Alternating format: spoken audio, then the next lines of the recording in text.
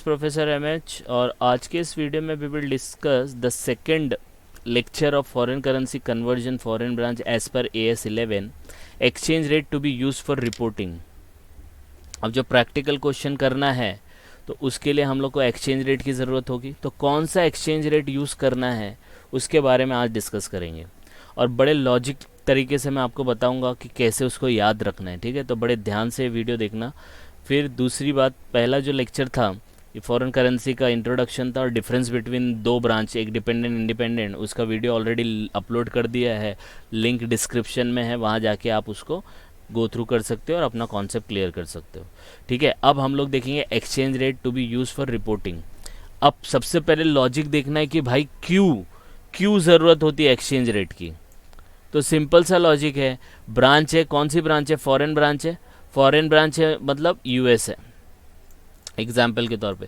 तो यूएस जब अपना फाइनेंशियल स्टेटमेंट भेजेगा तो किस में भेजेगा? डॉलर में। तो इंडिया में डॉलर थोड़ी चलता है, इंडिया में क्या चलता है? रुपी चलता है। तो ये डॉलर को रुपी में कन्वर्ट करना होगा। अब वो जो फाइनेंशियल स्टेटमेंट भेजेगा तो वो सब भेजेगा, सेल्स भेजेगा, परचेज भेजेगा, कैश भेजेगा, डेटर का वैल्यू भेजेगा, क्रेडिटर का वैल्यू भेजेगा। अब उसको किस रेट पे लेना है वो हम लोग को देखना है। That's why we use exchange rate to be use for reporting. तो कॉन्सेप्ट का मतलब समझ में आया? यस और नो? ओके, तो अब हम लोग स्टार्ट करते हैं। तो बहुत सारे मॉनेटरी आइटम 10 है, 10 में से मोस्टली ज़्यादातर यूज़ हम लोग का 4-5 ही होता है, लेकिन सब याद हो जाना चाहिए। एग्ज़ाम में क्या है कुछ पता नहीं। तो एमकॉम, बैफ और सीए इंटर या जो भी CS वीएस है, जहाँ पे भी ये कॉन्सेप्ट है वहाँ पे आप इसको यूज़ कर सकते हो।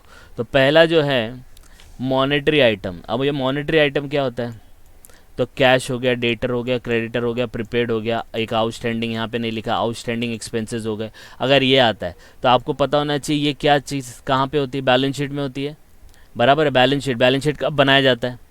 बैलेंस शीट कब बनाया जाता है? लॉजिक से बता रहा हूँ, बड़े ध्यान से सुनना। बैलेंस शीट कब बनाई जाती है? बैलेंस शीट पूरे साल की बनती है कि एक स्पेसिफिक डेट की बनती है? एक स्पेसिफिक डेट, जब भी तो लिखते हैं ना बैलेंस शीट एज ऑन, ऐसा लिखते हैं एज ऑन दिस डेट। लेकिन ट्रेडिंग अकाउंट PNL बनता है फॉर द ईयर एंडेड, बनता है पूरे साल का बनता है। तो ये जो बनता है तो एक स्पेसिफिक डेट पे बनता है, और वो कौन सी डेट होती है? एकदम लास्ट की, जिसको हम लोग क्लोजिंग बोलते हैं। तो अगर आप कौन सी ब्रांच यूज़ कर रहे हो, तो डिपेंडेंट ब्रांच है तो क्लोजिंग रेट लेने का एग्ज़ाम में दिया होगा, ठीक है। और अगर इंडिपेंडेंट ब्रांच है तो दोनों में क्लोजिंग रेट ही लेना है, क्योंकि ये सब क्लोजिंग टाइम पे पता चलता है कितना कैश बचा, कितना डेटर से पैसा लेना, कितना क्रेडिटर को पैसा देना है। तो कौन सा रेट लेने का? कौन सा रेट लेने का? क्लोजिंग रेट लेने का, ठीक है। मॉनेटरी आइटम के बाद क्या आएगा? नॉन मॉनेटरी आइटम, जैसे कि फिक्स्ड एसेट्स है। अब ये मॉनेटरी आइटम क्यों कहा गया है? क्योंकि इससे पैसा जनरेट होता है। मॉनेटरी आइटम इसलिए बोला गया, पैसा जनरेट होगा। क्यों? कैश से पैसा जनरेट हो रहा है, डेटर कस्टमर से पैसा आएगा, क्रेडिटर कस्टमर को दिया जाएगा, प्रीपेड ज़्यादा पैसा दे दिया है, आउटस्टैंडिंग पैसा देना बाकी है, सब में इन्वॉल्वमेंट है मनी का, ठीक है। और इसमें मनी का इन्वॉल्वमेंट आना जाना लगा ही रहता है। लेकिन नॉन मॉनेटरी, इसमें एक बार पैसा चला जाता है फिर नहीं, इससे बेनिफिट मिलता है। तो एग्जांपल के तौर पे फिक्स्ड एसेट, हिस्टोरिकल कॉस्ट पे फिक्स्ड एसेट्स का एक स्पेसिफिक डेट होता है कि भाई ये डेट पे आपने परचेस किया, ठीक है। तो वो स्पेसिफिक डेट लेने का, तो इसलिए डिपेंडेंट ब्रांच बोला एक्चुअल एक्सचेंज रेट लेना है। देखो ये भी आपके बैलेंस शीट में होती है, होता कि नहीं होता है? फिक्स्ड एसेट भी बैलेंस शीट में होता है, लेकिन आपने इसको एक स्पेसिफिक डेट पे खरीदा होगा, बैलेंस शीट की लास्ट डेट पे नहीं खरीदा होगा। इसीलिए एक्चुअल एक्सचेंज रेट लेने का जब डिपेंडेंट ब्रांच होगा तो, और इंडिपेंडेंट ब्रांच रहेगा तो क्लोजिंग रेट लेने का। आ रही बात समझ में? तो क्योंकि इंडिपेंडेंट ब्रांच में क्या होगा कि उसने खरीदा होगा, कब खरीदा होगा वी डोंट नो। हम लोग को ईयर एंड पे वो अपना फाइनेंशियल स्टेटमेंट भेजेगा, उसके हिसाब से हम लोग अपना रिपोर्टिंग करेंगे। That's why we take closing rate. हम लोग को एक्चुअल एक्सचेंज रेट नहीं देना है। डिपेंडेंट ब्रांच किस पे डिपेंड होती है? HO। तो HO ने कब खरीदा उसको, कब उसको डिपेंडेंट ब्रांच को दिया, वगैरह वगैरह। इसकी वजह से हम लोग क्या लेते हैं? एक्चुअल एक्सचेंज रेट लेते हैं। आई बात समझ में? यस और नो?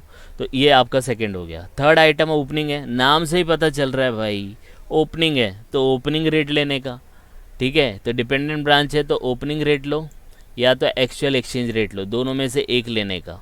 कभी कभी ओपनिंग रेट नहीं दिया रहता है तो एक्चुअल एक्सचेंज रेट लेने का, एक्चुअल एक्सचेंज नहीं दिया तो ओपनिंग रेट लेने का। और इंडिपेंडेंट तो एकदम ही सिंपल है, वो बोलता है भाई मुझे नहीं पता, ओपनिंग है तो मैं ओपनिंग रेट ही लूँगा, ठीक है। तुम्हारा क्या एक्चुअल है आई डोंट नो, मैं आपको ओपनिंग रेट पे बता दूंगा क्या रेट था, ठीक है। तो इंडिपेंडेंट में ओपनिंग रेट लेने का।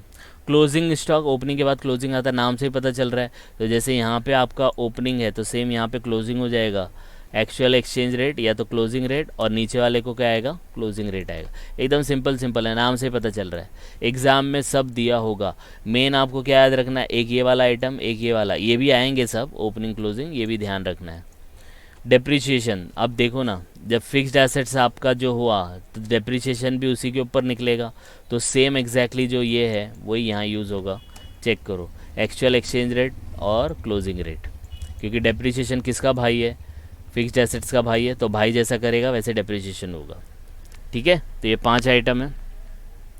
नेक्स्ट आइटम जो दिया है वो है other revenue item. Revenue item मतलब परचेज, सेल्स, इंटरेस्ट, ये सब। अब ये क्या है, रेवेन्यू आइटम क्यों बोला है, ये साल में एक बार नहीं होते, बार बार होते हैं, पूरे साल में पता नहीं कितने टाइम होंगे, वी ऑल्सो डोंट नो। तो अब इस सिचुएशन में सामने वाले ने परचेज वैल्यू दिया तो कौन सा रेट लेने का। अब साल भर में आपने 1 लाख बार परचेज किया, सेल आपने 2 लाख बार किया, तो 2 lakh time 1 lakh time rate अलग अलग होगा, है ना। तो बहुत डिफ़िकल्टी हो जाती है कि स्पेसिफिक रेट फाइंड आउट करने के लिए। तो क्या बोल दिया गया है, AS11 ने क्या बोला कि भाई डिपेंडेंट ब्रांच है तो actual exchange rate find out कर सकते हो क्या, नहीं, आप एवरेज ले लो, क्योंकि एक्चुअल फाइंड आउट करने में प्रॉब्लम हो जाएगी कितने बार परचेज। हाँ, कोई ऐसा बिजनेस है जिसमें एक ही बार परचेज हो रहा है, एक ही बार सेल हो रहा है, तो उसका वो एक्चुअल एक्सचेंज रेट ले सकते हैं। लेकिन साल भर में आप 1 लाख 1.5 लाख बार परचेज किया, 2-3 लाख बार सेल किया, तो इट्स वेरी डिफिकल्ट। तो उस टाइम पे क्या लेने का, एवरेज रेट लेने का। सेम वे में इंडिपेंडेंट ब्रांच में भी कोई भी चेंजेस नहीं है, एक्चुअल लेने का नहीं तो एवरेज लेने का। ठीक है, फिर नेक्स्ट दिया है, ये वाला इंपॉर्टेंट है, गुड्स रिसीव्ड फ्रॉम HO और सेंड टू HO। अब बोलेंगे सर ये डिपेंडेंट ब्रांच को ही एप्लीकेबल है कि इंडिपेंडेंट, नहीं, इंडिपेंडेंट में भी कभी कभी HO माल भेज देता है, तो उसमें क्या होगा, डिपेंडेंट ब्रांच में अमाउंट रिकॉर्डेड इन HO ने भेजा है तो HO जो रिकॉर्ड करेगा वो लेने का। ठीक है, HO आज भेज रहा है, आज उसने रिकॉर्ड किया 100 रुपये पे, तो आपको 100 रुपया ही दिखाना पड़ेगा जो HO की बुक में रिकॉर्ड किया है। सेम वे में इंडिपेंडेंट ब्रांच में भी है, जो HO बुक में रिकॉर्ड करेगा वो डेटा लेने का। सेम वे में क्या होता है, balance in HO account in branch book. Branch वाला जब अपना स्टेटमेंट बनाएगा या कोई भी रिपोर्ट बनाएगा, उसके अंदर बोलेगा HO का अकाउंट का बैलेंस इतना है, तो उसका जो वैल्यू लेने का ना, जो एक्सचेंज रेट लेने का, वो क्या लेने का, सेम जो अमाउंट HO के बुक में रिकॉर्ड हुआ वो लेने का, और इंडिपेंडेंट में भी amount recorded in HO book लेने का। तो ये दोनों में जो HO का इन्वॉल्वमेंट होता है ना, चाहे गुड्स आए चाहे बैलेंस हो, याद रखना HO ने क्या डिसाइड किया, HO ने क्या डिसाइड किया, HO वाले ने क्या रिकॉर्ड किया अपने बुक के अंदर, वो लेने का है। तो ये बहुत इंपॉर्टेंट है, सबसे ज़्यादा कन्फ्यूजन प्रैक्टिकल क्वेश्चन जब आप करोगे ना तो ये दोनों में आएगा। तो इसको बड़े इंटरेस्टिंग तरीके से हम लोग जब प्रैक्टिकल क्वेश्चन करेंगे तो समझने की कोशिश करेंगे। ठीक है, अभी फ़िलहाल के लिए सिर्फ इतना याद रखो कि गुड्स HO से इन्वॉल्वमेंट कुछ भी होगा ना, HO का नाम आया ना, तो HO ने बुक में क्या रिकॉर्ड किया वो ले लो। आई बात समझ में। अब ब्रांच वाला HO का अकाउंट लिख रहा है अपने स्टेटमेंट में, तो HO वाले ने ब्रांच को क्या लिखा वो लेने का। आई बात समझ में। तो वो आपको प्रैक्टिकल क्वेश्चन में और इजी तरीके से समझ में आ जाएगा। अभी एज ऑफ नाउ याद रखो, HO से गुड्स आया, HO का बैलेंस होगा, HO ने क्या रिकॉर्ड किया वो लेने का, HO ने क्या रिकॉर्ड किया वो लेने का। ठीक है, नेक्स्ट रेमिटेंस। कभी कभी रेमिटेंस भेजना पड़ता है, तो एक्चुअल एक्सचेंज रेट कभी भेजा, वो रेमिटेंस मतलब पैसा भेजना होता है। सेम वे में इंडिपेंडेंट में भी सिंपल है, इसमें कुछ है नहीं, एक्चुअल एक्सचेंज रेट, जब पैसा भेजेंगे तब का रेट लेने का। Last one, contingent liability. कोई लायबिलिटी क्रिएट हो सकती है, कंटिंजेंट की मतलब होता है हो भी सकता है नहीं भी हो सकता है, तो दोनों की सिचुएशन में सेम है, क्लोजिंग रेट क्लोजिंग रेट। क्यों, ये लायबिलिटी है, आपको पता है बैलेंस शीट में लायबिलिटी बनता है, बराबर है, यहाँ पे लायबिलिटी लिखते हैं, यहाँ पे आप एसेट लिखते हैं, तो लायबिलिटी एक स्पेसिफिक डेट का बनता है, तो हम लोग जब बैलेंस शीट बनाते हैं वो एक लास्ट डेट का बनाते हैं, तो ये लायबिलिटी है, हो भी सकता है नहीं भी हो सकता है, तो वो आपको ईयर एंड पे पता चलेगा, इसलिए क्लोजिंग रेट लेने का। आई बात समझ में। तो ये 10 आइटम है, 10 आइटम्स में से काफ़ी कुछ यूज़ होगा, दैट वी विल सी, लेकिन ये अगर आपने समझ लिया तो आपका पूरा प्रैक्टिकल क्वेश्चन बड़े ईजी तरीके से जाएगा। ठीक है, बस एक चीज़ याद रखो, जो मोस्टली क्वेश्चंस आते हैं, मतलब अगर 15-16 एंट्रीज़ हैं तो कम से कम 10 एंट्री इनके ऊपर है, सेल परचेज़ के ऊपर, तो इसमें याद रखना एवरेज रेट, एक्चुअल बहुत मुश्किल से आएगा। तो तो जितना भी ट्रेडिंग पीएनएल का आइटम है, अगर मैं आपको सिंपल तरीके से बताऊं, जितना भी ट्रेडिंग पीएनएल का आइटम है उसमें एवरेज रेट लेने का, जितना भी बैलेंस शीट का आइटम है उसके अंदर क्लोजिंग रेट लेने का, एक्सेप्ट फिक्स्ड एसेट्स। कभी कभी फिक्स्ड एसेट्स का भी रेट नहीं दिया रहता है तो क्लोजिंग ले सकते हो आप, ठीक है। PNL average rate, trading PNL average rate, और बैलेंस शीट रहेगा तो क्लोजिंग रेट। लेकिन पीएनएल के अंदर भी दो चीज़ आइटम आती है, वो आपको ध्यान में रखना है। एक आता है ओपनिंग और क्लोजिंग, तो उसका जो रेट दिया रहेगा वो लेने का, ओपनिंग, आई बात समझ में, और क्लोजिंग। ये चार चीज़ याद रखो, एकदम इंपॉर्टेंट। बाकी सब जो एडजस्टमेंट रहेगा वो हम लोग सम के थ्रू समझ लेंगे।